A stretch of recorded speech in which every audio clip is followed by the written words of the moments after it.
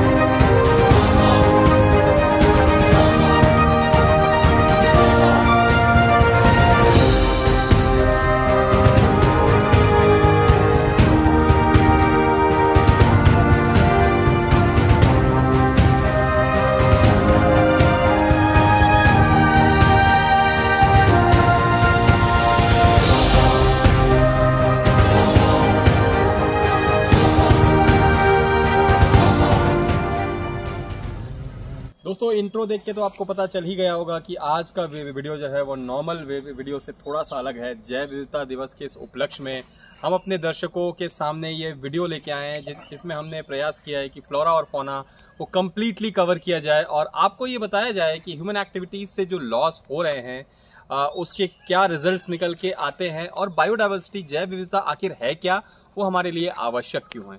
तो आइए चलते हैं वीडियो के अगले पार्ट पे। तो दोस्तों सवालों का सिलसिला शुरू करते हैं और वीडियो में जो भी ऐसी चीजें होंगी, जानकारियां होंगी, आप देखें समझें। और पहला सवाल मेरा अमित जी आपसे है कि बायोडाइवर्सिटी क्यों आवश्यक है हमारी धरती पे सर्वाइवल के लिए।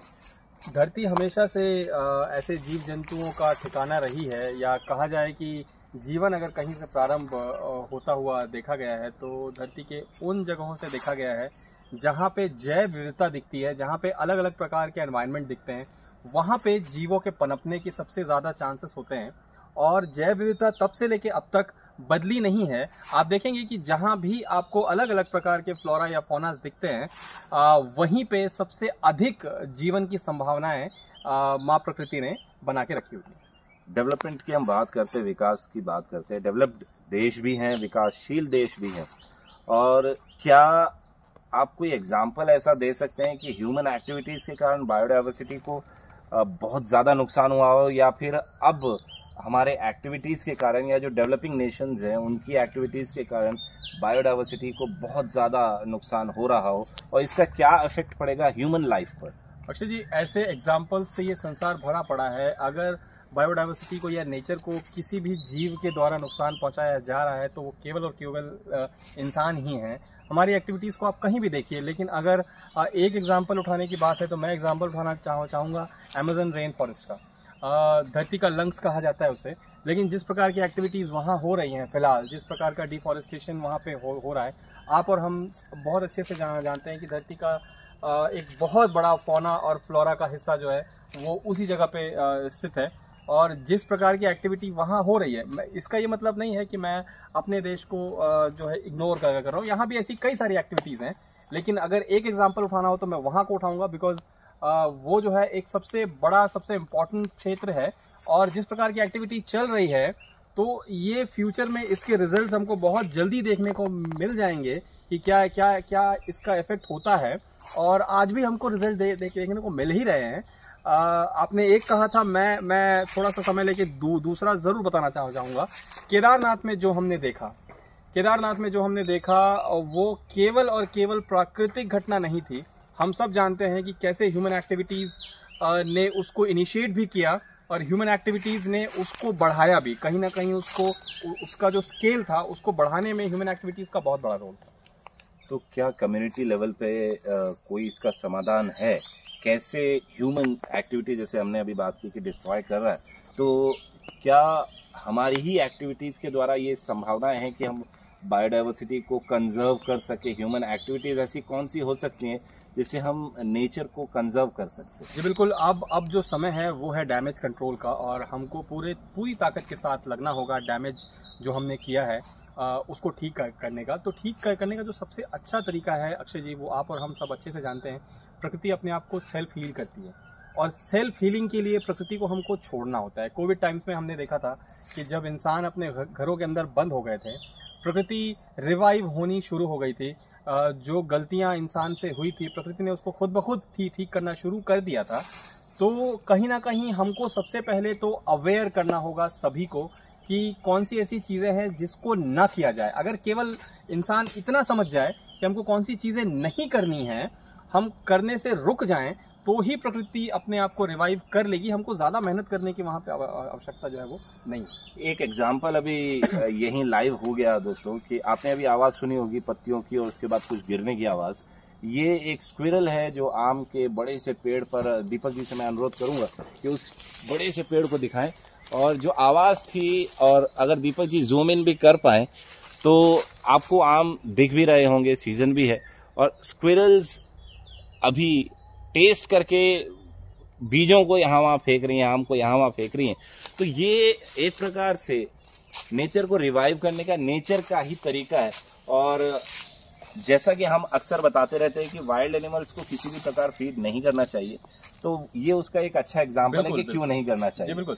तो वही बात है कि अगर हम कुछ ना भी करें तो यहाँ बहुत सारी चीजें हैं प्रकृति में जो चलती रहती है लगातार, और यही नेचर का सेल्फ हील होने का प्रोसेस है। 2 क्वेश्चंस और रहेंगे अमित जी आपसे। एक, गवर्नमेंट को क्या प्लान ऑफ एक्शन तैयार करना चाहिए, कैसे कम्युनिटीज के साथ, एनजीओज के साथ, वाइल्ड लाइफ ऑर्गेनाइजेशंस के साथ कोलैबोरेट करके बेहतर तरीके से बायोडाइवर्सिटी के लिए काम किया जा सकता है?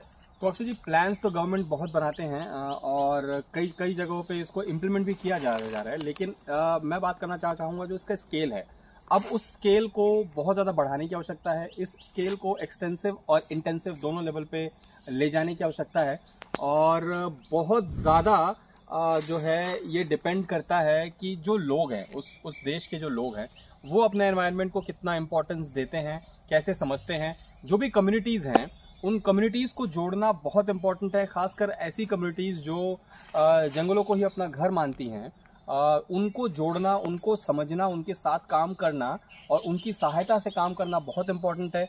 जो जंगल हमारे पास बचे हैं बहुत शानदार हैं और उनको बचाए रखने की जिम्मेदारी हमारी ही है।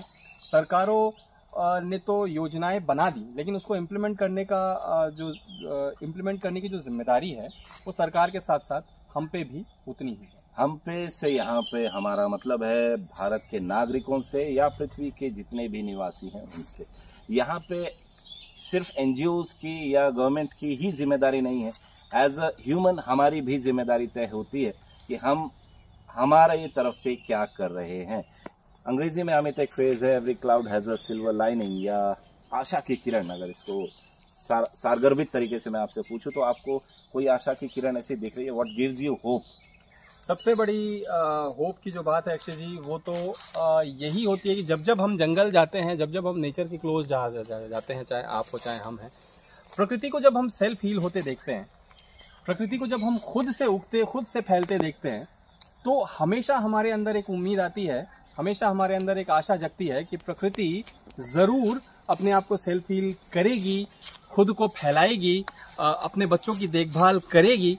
और मैं छोटी छोटी कहानियां यहाँ शेयर करना चाहता हूँ। वैसे तो बहुत सारे ग्रुप्स हैं, बहुत सारे लोग हैं, बहुत शानदार काम कर रहे हैं, लेकिन ज़्यादा जानकारी हमको उनके संबंध में नहीं है।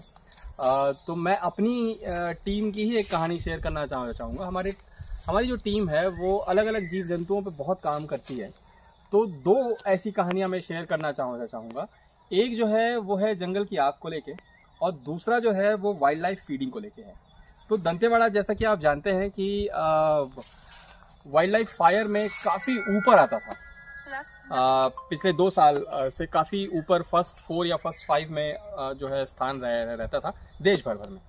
लेकिन टीम और वन विभाग के एफर्ट से न केवल हम टॉप 10 से बाहर निकले, बल्कि ऐसी कम्युनिटीज़ को जोड़ने में भी हमको कामयाबी मिली, जहां हम उनको ये बता पाए, ये समझा पाए कि फ्लोरा का इम्पोर्टेंस क्या है और आग से फ्लोरा और फौना को कितना ज़्यादा नुकसान होता है।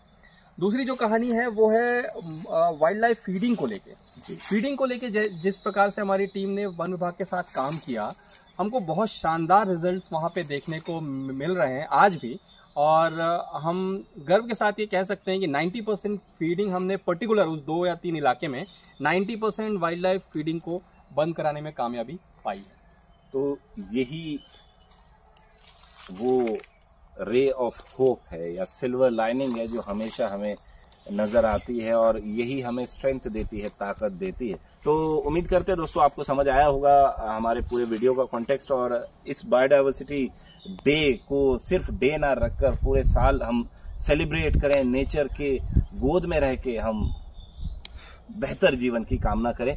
यही हम आपसे उम्मीद करते हैं, यही टीम एजियन की आपसे रिक्वेस्ट भी है, निवेदन भी है। और अगर आप ये कहें कि माँ प्रकृति का ये विचार है तो कोई अतिशयोक्ति इसमें नहीं होगी। जय हिंद, वंदे मातरम।